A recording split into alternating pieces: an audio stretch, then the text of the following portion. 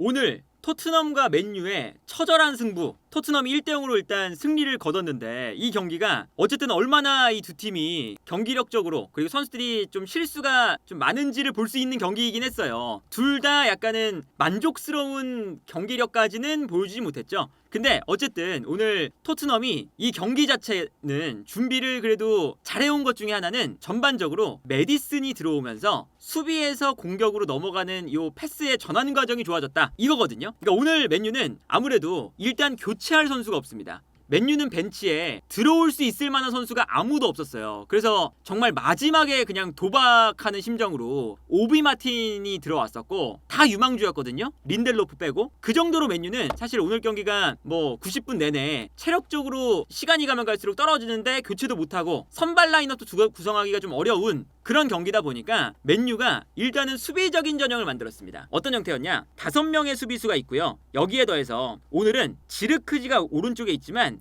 호일룬과 약간 붙어 있어요. 그리고 사실상 브루 판데스, 카세미루, 가르나초가 내려와서 3미드를 만듭니다. 이렇게 이제 어쨌든 수비 블럭을 5명과 3명 이렇게 배치를 하는 거죠. 근데 이때 메디슨이 요 사이사이 공간에서 이제 아무래도 맨유의 이 아모린 감독은 수비 라인을 그냥 뒤로 무작정 밀어넣는 게 아니라 어느 정도는 앞쪽으로 나와서 미드필더 라인과 수비 라인의 간격을 좁혀주는 형태를 선호를 해요. 근데 여기서 이제 메디슨이 사이사이에서 볼을 받아서 압박이 들어올 때 여기서 이제 돌아서거나 창의적인 이제 패스를 주거나 이런 플레이도 되고 상황에 따라서는 메디슨이 요 블럭 바깥으로 나옵니다. 그 다음에 메디슨이 여기서 볼을 잡아서 선수들에게 패스를 주기도 하고요. 또는 상대가 어쨌든 맨유가 올라오기 때문에 포로라던가 스펜스가 좀 가운데로 들어가면서 요 맨유의 사이사이 공간으로 들어가잖아요. 그러면 맨유가 라인을 올려서 순간적으로 앞쪽에서의 압박을 들어가거든요. 그러면 이때 뛰어들어가는 손흥민이라던가 아니면 마티스텔이라던가 이런 선수들한테 한 칸 건너뛰어서 패스를 찔러주기도 해요. 그래서 오늘 경기는 메디슨의 복귀가 토트넘에게 아주 큰 힘이 됐습니다. 이 장면 보면 맨유가 일단은 기본은 5명의 수비 라인을 만들고요. 이 5명의 수비 라인에 3명의 미드필더가 있어요. 그 최전방에 지르크지와 호일룬 이렇게 이제 수비 블럭을 만들고 있는데 이 수비 블럭이 그냥 내려가 있는 게 아니라 어느 정도는 위쪽으로 올라와서 미드필더 라인과 간격을 좁혀주고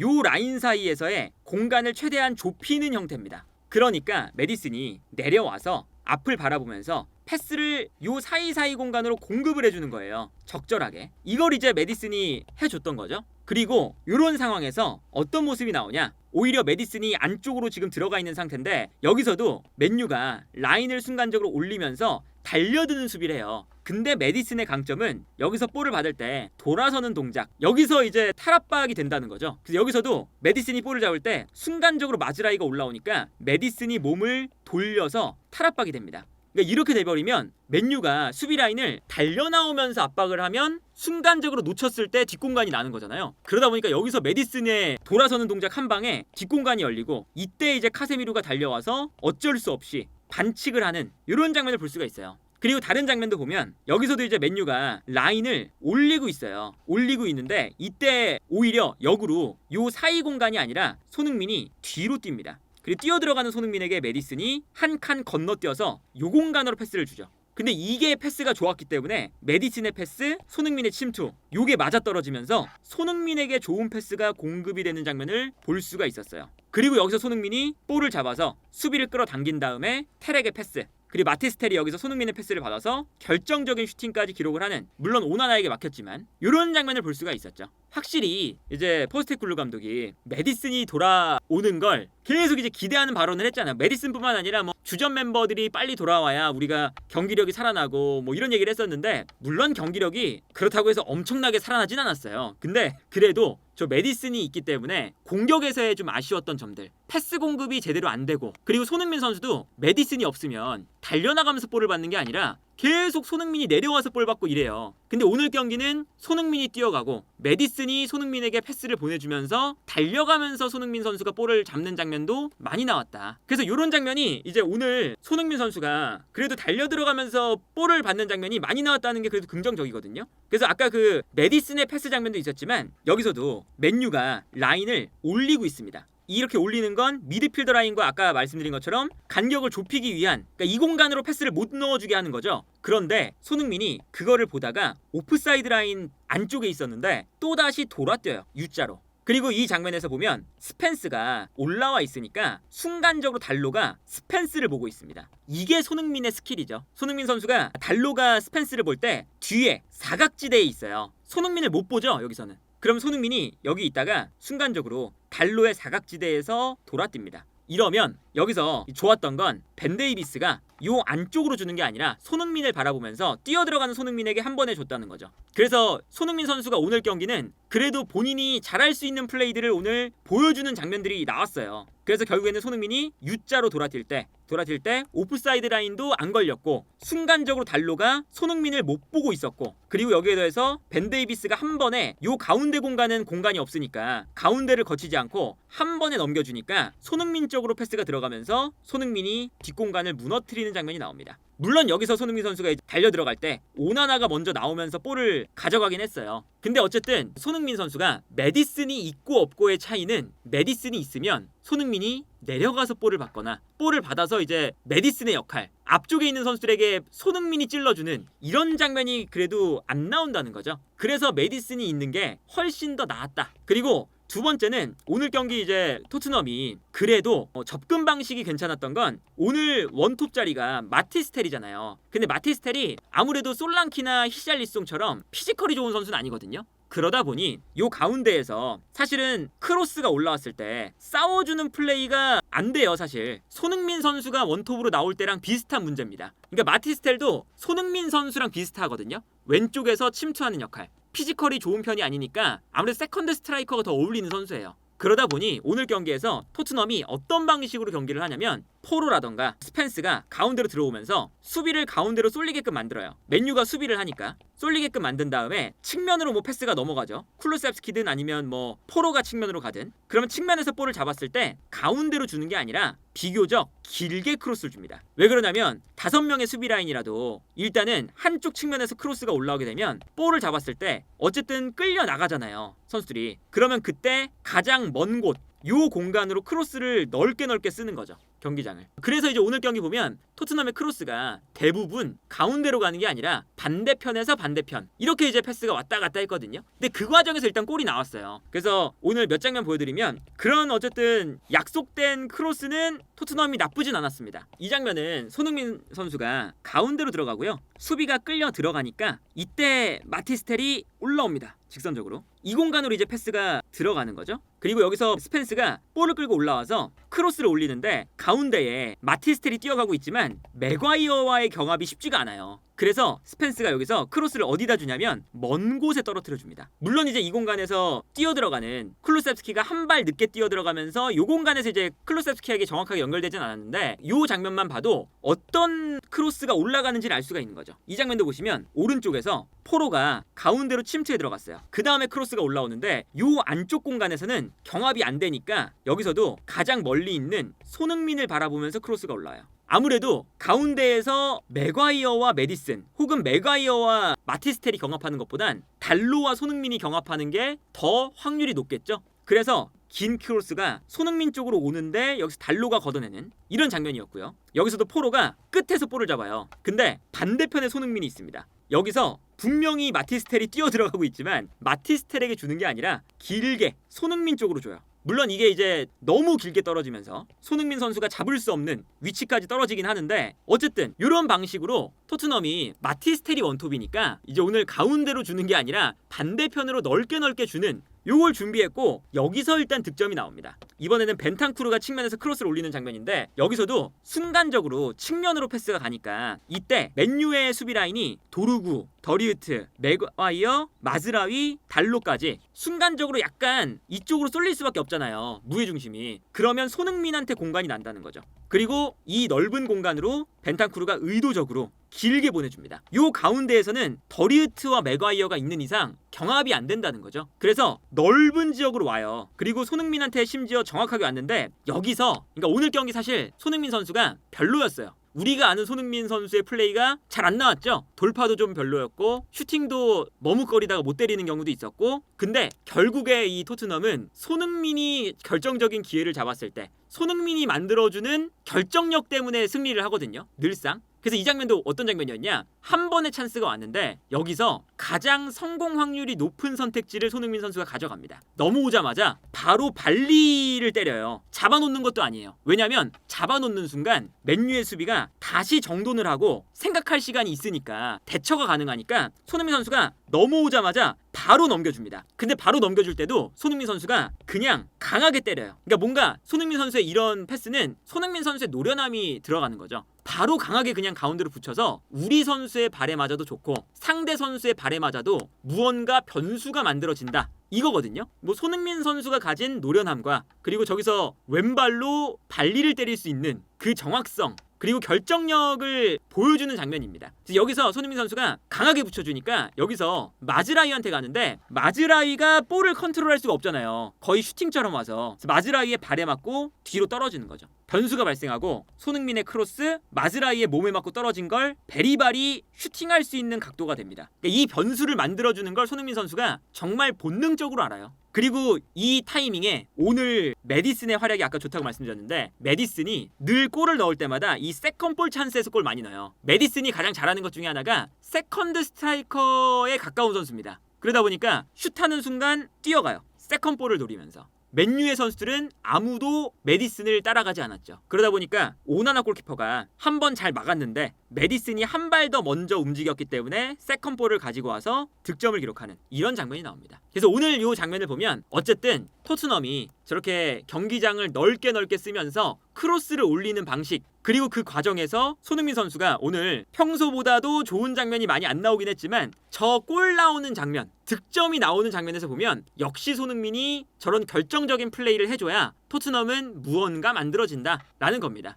물론 손흥민 선수의 플레이가 전반적으로는 막 좋다고 할 수는 없겠지만, 그리고 여기에 더해서 토트넘이 이런 접근 방식은 좋았는데 사실 오늘 맨유가 이길 수 있는 가능성이, 혹은 최소한 동점을 만들 수 있는 가능성이 꽤 높았어요. 어떤 거냐면 맨유는, 그러니까 지금 뭐 아모림 감독이 어느 정도 현지에서도 보호를 받고 있는 게, 아모림 감독이 어떤 패턴을 가지고 나오는지, 경기에 대한 준비를 어떻게 하는지가 보이는데 선수들이 마무리를 못한다 이거예요. 오늘도 맨유가 접근하는 방식이 맨유도 괜찮았어요. 어떤 거냐면 보통은 이렇게 3-4-3 형태가 될 때 내려와서 5-4-1 형태가 되거든요, 수비할 때. 그리고 이 지르크지 자리가 원래는 디알로의 자리잖아요. 근데 지르크지가 이 왼쪽에 있으면 기동력도 안 되고 볼을 끊었을 때 뭐 달려가는 것도 안 되다 보니까 지르크지를 더 효과적으로 쓰기 위해서 지르크지를 앞쪽에 배치합니다. 그래서 5-3-2 형태였던 거예요. 오히려 가르나초를 약간 가운데로 들어가는 한이 있어도 지르크지를 위쪽에 쓰는 거죠.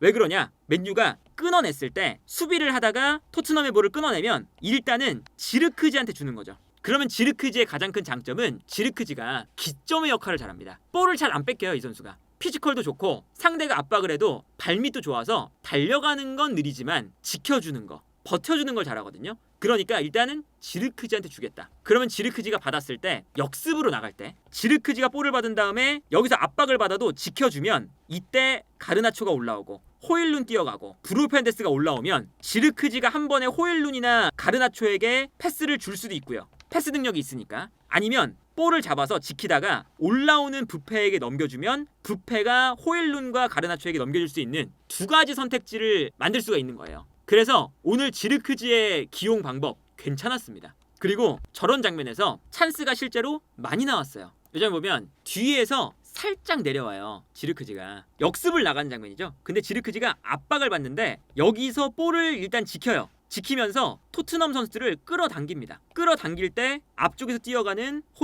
호일룬에게 패스를 딱 넣어주는 거죠. 지르크지의 이제 기점의 역할, 요게 이제 나오는 거고, 여기서 호일룬이 지르크지의 패스를 받아서 나아가기 시작하니까 순간적으로 토트넘의 선수들이 앞쪽에 쏠려 있고 뒤에 공간이 많이 나는 장면이 나옵니다. 여기서 이제 맨유가 호일룬을 거쳐서 가르나초에게 넘어가면서 역습 찬스가 나오는 장면이었죠. 이 장면도 도르구가 볼을 끌고 올라가는데 이때 지르크지가 반대편에서 넘어와요. 반대로 가르나초와 호일룬은 뜁니다. 지르크지가 연결고리 역할을 하는 거거든요. 여기서 지르크지에게 주고 지르크지가 볼을 받아서 찔러주는 거예요. 그래서 이 다음 장면을 보면 지르크지가 볼을 받아서 뛰어들어가는 호일룬과 가르나초가 있고요. 여기서 호일룬에게 찔러주는 패스가 나옵니다. 아주 좋은 패턴이었죠. 그리고 이제 지르크지가 아무래도 오른쪽에서 가운데로 들어오다 보니까 수비가 지르크지를 향해 나올 수밖에 없어요. 그 순간 이 뒷공간으로 찔러주는 거거든요. 그런데 문제는 뭐냐면 이 지르크지의 활용 방법, 아무린 감독이 어쨌든 디알로가 부상당했으니까 약간은 쥐어짜서 나온 패턴이에요. 그리고 이게 좋은 패턴이 나와요. 근데 요게 나오려면 지르크지가 기점이 되면서 공격수가 뛰어갈 때 공간까지 만들어줬으면 여기서 경합이 돼야 되거든요. 그런데 오늘 호일룬이라던가 가르나초라던가 이런 선수들이 경합이 안 될 때가 나오고 경합이 되면 결정력이 안 좋아요. 그래서 이 장면도 지르크지가 찔러줬는데 호일룬이 단소랑 경합하는 과정에서 단소에게 밀립니다. 그래서 단소가 여기서 볼을 빼앗는 장면이 나오죠. 그래서 오늘 저런 장면에서 결정이 안 나온다는 것도 맨유의 아주 안 좋은 점이다. 오늘 경기를 보면 아모린 감독이 이제 중간에 변화를 줄 수도 없고 이제 벤치 명단에 다 유망주니까 답이 없으니까 이런 장면이 나와요. 약간 고뇌를 하면서 거의 기도하는 것처럼 할 수 있는 게 없으니까. 근데 그거를 감안해도 오늘 이 지르크지를 활용한 역습 패턴 평소와는 좀 다르게 지르크지가 약간 가운데로 들어오면서 뛰어나가는 가르나초와 호일룬 요거를 괜찮거든요. 괜찮은데 이 아이디어가 괜찮은 것과는 별개로 아이디어를 통해서 좋은 장면이 나오는데 거기서 마무리가 안 되니까 사실 아마 이 아모린 감독 입장에서도 이게 참 쉽지 않은 그런 시기를 보내고 있다. 이 장면도 지르크지, 호일룬, 가르나초입니다. 근데 여기서 의도적으로 약간 내려와요. 지르크지가. 그러면 스펜스가 지르크지를 따라 끌려 나올 수밖에 없겠죠. 지르크지가 공미의 역할을 하니까 그 순간 끌려 나오는 스펜스의 뒷공간으로 호일룬 뜁니다. 그리고 이 공간으로 이제 패스가 들어가는 거예요. 그리고 여기서 호일룬이 달려나갈 때 벤 데이비스와 스피드 경쟁인데 아무래도 호일룬이 벤 데이비스보다 빠르니까 여기서 심지어 달려가는 과정에서 경합에 승리를 해요. 더 빨라서. 그 다음에 여기서 호일룬이 심지어 볼을 잡은 다음에 벤 데이비스를 상대로 접고 들어가서 슈팅까지 나옵니다. 그래서 일단은 여기서 호일룬의 슈팅이 나왔는데 비카리오가 잘 막았어요. 근데 막아낸 게 또 뒤로 흘러서 다시 가르나초가 볼을 받아서 슈팅. 이것도 비카리오가 막았습니다. 일단은 비카리오의 선방이 좋았죠. 근데 여기서 비카리오가 막은 게 달로에게 떨어졌거든요. 근데 달로가 여기서 볼을 잡아서 슈팅을 했는데 이게 안쪽으로 가는 게 아니라 벤 데이비스한테 가요. 그래서 벤 데이비스가 걷어냈죠. 애초에 슈팅의 방향이 너무 안 좋았어요. 저 만들어 놓고 마무리가 안 된다는 거죠. 맨유는 이번 시즌 보면 얼마나 심각하냐. 28개의 득점을 했어요. 25경기에서. 사우스햄튼, 입스위치, 레스터, 에버튼 다음으로 가장 적은 득점을 기록한 팀입니다. 축구는 골을 넣어야 되는데 이 골을 넣는 방법을 이거는 너무할 정도로 놓치고 있다. 이게 오늘 경기 어쨌든 행방을 가른 게 아닐까 싶고요. 실제로 지금 맨유가 이게 손흥민 선수가 득점왕을 했을 때 그때 나왔던 뭐랄까요 가장 좋았던 수치가 손흥민 선수가 골 기대값 대비 득점을 많이 한다는 거였잖아요. 이게 이제 공격수의 수치도 있지만 팀의 수치도 있거든요. 이번 시즌 마이너스 6.8골이에요. 프리미어리그 전체에서 가장 결정력이 안 좋은 팀, 이 맨유입니다. 얼마나 안 좋은지가 나오는 거죠. 이 아모린 감독이 아무리 전술을 열심히 생각해와도 그 전술을 마무리하는 건 어쨌든 득점으로 마무리가 돼야 되는데 그 득점이 안 나온다. 이게 오늘 맨유의 최악의 장면이었고, 그리고 오늘 경기는 사실 토트넘도 실수가 많았어요. 뭐 예를 들면 마티스텔이 사실 맨유가 득점을 못하니까 토트넘한테도 기회가 왔거든요. 근데 마티스텔이 득점을 못하는 장면도 많이 나왔고 좀 실망스러운 장면 많이 나왔죠. 그리고 손흥민 선수도 역습할 때 역습으로 나가다가 시원시원한 손흥민의 돌파가 안 나오고 약간은 멈칫하다가 따라잡혀서 역습이 이루어지지 않는 이런 장면도 많이 나왔고, 전반적으로 보면 토트넘도 그렇고 맨유도 그렇고 그 한 골이 나오는 장면을 제외하면 둘 다 조금 실망스러운 경기력은 보여줬다. 이게 어떤 거냐면 후방에서 맨유가 볼을 뻥 걷어냈어요. 수비 라인에서 걷어냈거든요. 앞에 있는 선수에게. 자, 앞에 있는 선수가 볼을 잡습니다. 이게 사르였어요. 사르가 볼을 잡은 다음에 여기서 뒤에 있는 비수마에게 백패스를 한다는 게 이 백패스가 짧았어요. 실수가 나온 거죠. 그래서 사르의 백패스를 지르크지가 달려나가면서 끊어냅니다. 오히려 사르가 패스를 해준 골이 됐어요. 그래서 지르크지에게 패스가 됐고 지르크지가 여기서 끊어내니까 바로 역습 찬스가 나오죠. 토트넘의 실수가 나왔습니다. 그 다음에 여기서 지르크지가 볼을 뺏은 다음에 이제 반대편에 넓은 공간이 나니까 이 공간으로 이제 전환이 됩니다. 먼저 브루 페르난데스에게 주고요. 브루 페르난데스가 볼을 잡아서 반대편으로 달려나가는 도르구에게 찔러줘요. 아주 좋은 기회죠. 근데 여기서 도르구가 측면에서 크로스를 올리는데 크로스가 바깥으로 나갑니다. 약간 이런 식이에요, 오늘 경기가. 토트넘이 실수가 나와서 맨유에게 기회가 가면 맨유가 공격을 하다가 실수가 나와서 공격이 제대로 안 끝나고, 맨유가 실수가 나와서 토트넘에게 기회가 가면 토트넘이 공격 과정에서 실수가 나와서 그 공격이 또 마무리가 안 되고, 오늘 경기 이런 실수의 연발을 보면 뭔가 이 두 팀이 왜 지금 이 13위, 14위 요 순위에 있는지를 알 수 있었다. 그래도 어쨌든 토트넘이 오늘 경기를 이겼잖아요. 토트넘이 지금 브렌트포드전 이후에 2연승이에요. 근데 2연승이 얼마나 오랜만에 나온 기록이냐? 이번 시즌 마지막으로 연승을 했던 게 5라운드와 6라운드입니다. 5라운드, 6라운드가 언제 있었냐면 작년 9월 29일에 있었어요. 이때도 브렌트포드와 맨유를 만났을 때 연승을 했거든요. 그 이후에 7라운드부터 한 번도 연승을 못하다가 최근에 지지난주에 브렌트포드, 그리고 오늘 맨유를 만나서 24라운드, 25라운드 만에 다시 연승을 하게 됐습니다. 9월 말 이후에 정말 오랜만에 리그에서 연승을 하니까 그래도 분위기 반전에는 성공을 한 그런 경기는 됐다.